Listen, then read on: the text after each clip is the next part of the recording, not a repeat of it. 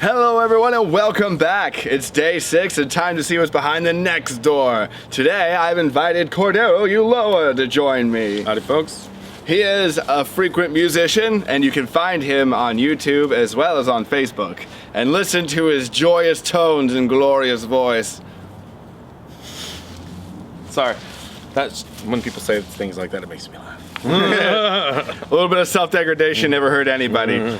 Alright, so we're gonna jump right in and see what's behind this door because I'm ready to go. We've been ready to go for a little while now. We've had some technical difficulties, so without further ado, Locations.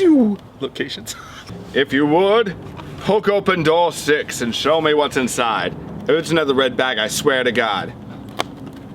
Another red. It is another red bag. No! Oh, it's The Exorcist. Oh!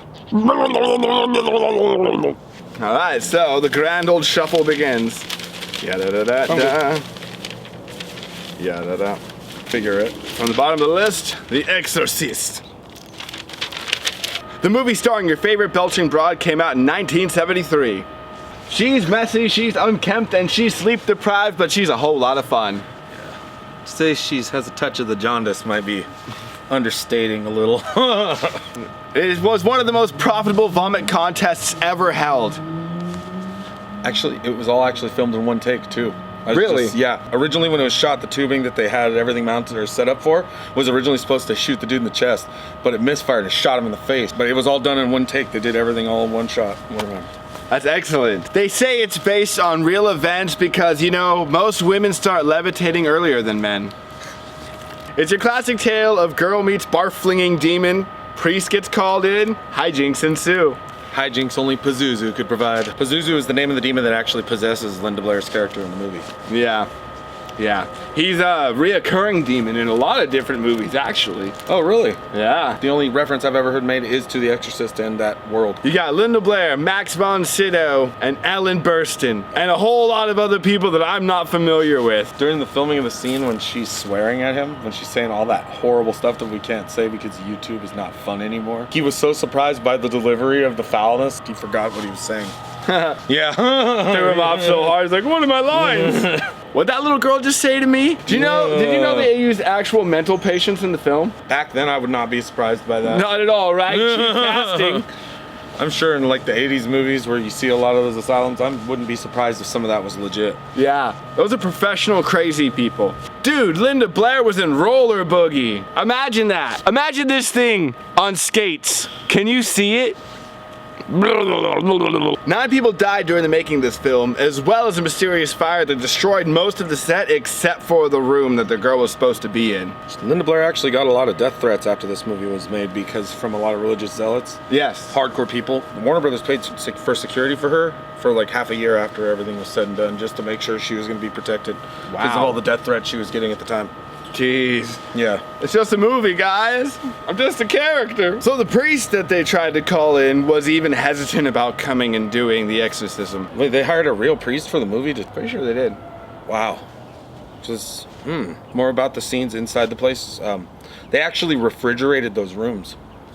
When you know how in the movie there's sections of it where they have the icy breath when they're doing all the exorcism itself, they actually physically refrigerated the room in order to achieve that. As naturally icy as possible because special effects weren't really a thing then. Yeah, talk about dedication to your film, guys. Good job. I applaud that. That's almost like, you know, Psycho when the girl was laying and the water got her in the eye and she still kept her sight. Lifelessly staring ahead. All right, everyone, it's time for your favorite part, the questions and comments section. We'll see you below unless there's barf all over your keyboard and it no longer works. How old were you when you saw it? Oh, man. I was probably about 12 years old when I first saw The Exorcist. Yeah. Luckily, I was older, because if I was younger, I might have been turned off of horror films a lot sooner than I was. Right? Nightmares ensued.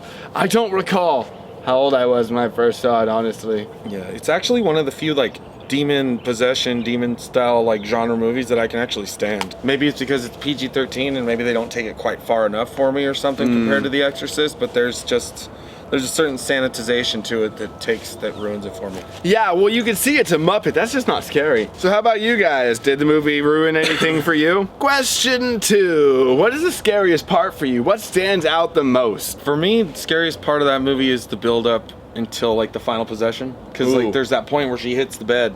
So for me, it's not a scariest part. It's the build up of the demon slowly taking her over and the little things that she's doing here and there, because it's one thing, it starts innocent when she's like peeing on herself, and then it gets like darker and darker, and eventually even if you don't know what The Exorcist is, the movie, if you've never seen it, you know exactly what they're talking about when they mention it. You know the green pea soup puke. You know the girl in the bed twisting her head around. Yeah. There's just certain trends. Owl girl. Yeah, there's just certain trends that come with the notoriety of the movie. So when you see it, it's more about the smaller things that you should look for if you're gonna watch it now and you've never seen it. I think one of the weirdest, most creepiest parts for me is when, as you said, it gets really cold, and that's when things start getting really dark and you can't see as well. And at that point, like you were kind of insinuating along the way too, it's such a gradual change that you might not even notice it, and you can almost imagine seeing that happen in yourself or someone you know. You just, the way that personality changes so subtly, it could be anyone, you know? Yeah. You might not even notice until it's too late. Step under possession, everybody. Hi. And how do you feel about vomit?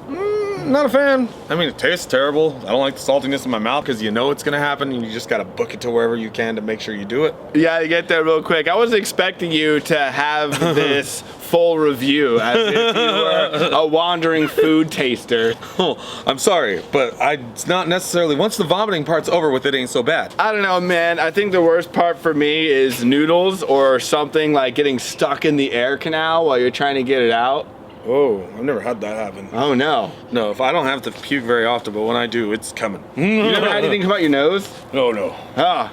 Folks at home, noodles up the nose. How do you feel? I was imagining not great. I would imagine not. All right, everyone. It's been fun, but we got other stuff to do. So we're going to jet, and you know what your mother does, and you know where.